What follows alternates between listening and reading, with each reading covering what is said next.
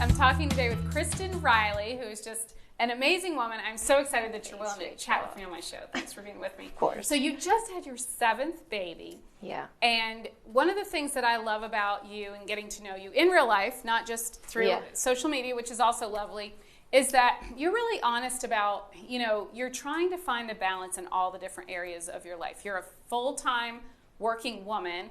You have 7 babies, kids, and you also have this amazing, really inspiring social media presence. So how do you do all these things? One Hail Mary at a time. Amen. Really? I mean, it is very much like moment to moment.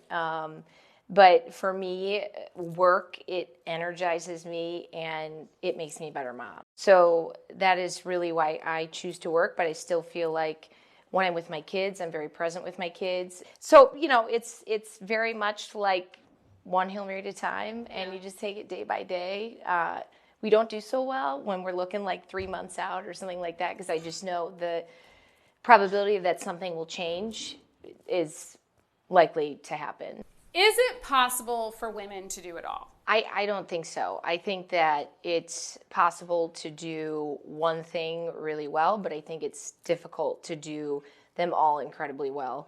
And one thing that I really try to talk about on One Hail Mary at a time is I try to be transparent about areas where I need help and asking for help and not feeling like I'm a terrible mother or a terrible employee if I don't ask for the help. I think that is a huge saving grace. So I kind of always joke and I say, outsource everything except sex with your husband. That's smart. And just that, I heard somebody say that one time on a panel, like a leadership panel, and it really resonated with me because we outsource a lot, and obviously the priorities are spending time with our children and then also our relationships. So we try to make those the priority. So anything we can outsource, we try. So what's, like a quick tip of the trade, what's the best outsourcing that you've done that has been a game changer for you? I think Instacart, like outsourcing grocery shopping.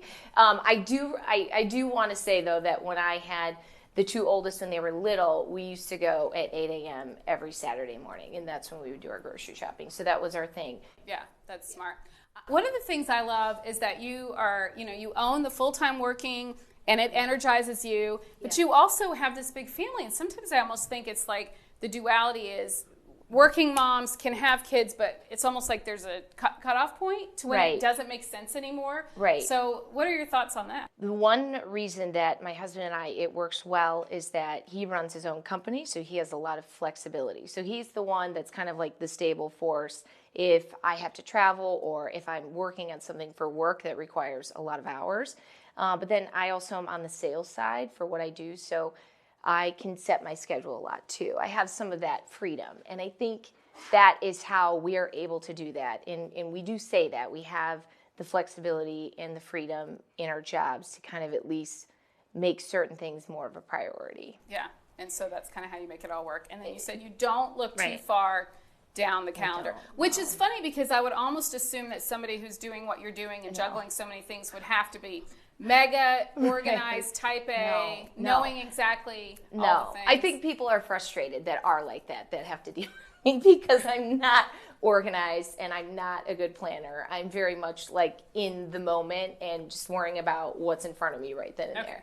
One of the things that it has taken me a while to learn, but I'm learning it and I'm embracing it, is to do what works best for you. And you seem to really be very comfortable with that concept in a good way. It's true. I know. Yeah. No, I think that's true. Like, one thing I definitely tell women that are working is that when you're done with your job, just leave, walk out. It's okay, and be confident in that. Like when talking about a maternity leave, you are allotted the 12 weeks, and you can take the 12 weeks. Some of that might be unpaid, but it's kind of finding that inner confidence where I know that this is okay, and I'm comfortable with this decision, and just kind of being like, it is what it is. Yeah, it's like it's reminding me of the Catherine of Siena, like be who you were meant to be and you will set the world on fire. And I love it because you're like setting the world on fire. You're doing all these great things, openness to life and then having a job, but also not afraid to say, this is what my idea of perfection looks like. Right. Is, outsourcing a lot of things. Right. Like if you came into my home, you might be appalled because And like we're all allowed to like do our thing that way, you know? I know. Okay, one thing I want to talk about too is your commitment to family prayer, which you have talked a lot about, like brings a lot of grace, and I think is probably the heart of your ability to do these things. How do you make that work? A lot of flexibility, a lot of patience. It's definitely not perfect. I mean, we've got kids that are wrestling and 3 strikes, you're out. I mean, it's not necessarily like this peaceful experience. And I used to get really upset with my kids, but I've learned now that my husband and I, we just focus on ourselves. We focus on like saying the prayers respectfully. And I might have a kid like climbing over my shoulder, but I am still saying it. It is the one thing that has kind of been the stable force in our family. And I think it's for a lot of reasons. I think, one, we worry less. We don't have to predict the future. We can just be there in that moment, in that day.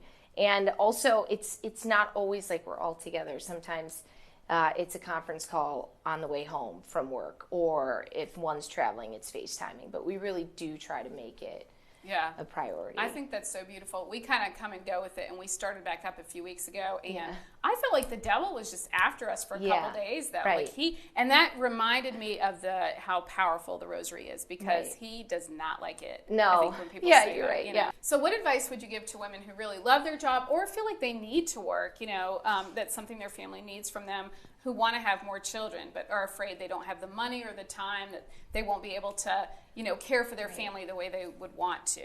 I think this is so hard, but it's so true. You just kind of have to have faith.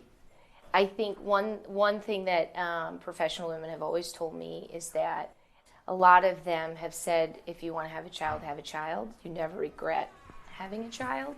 And, you know, work will never love you back. And so I think you really kind of just have to pray and have faith that it will all work out.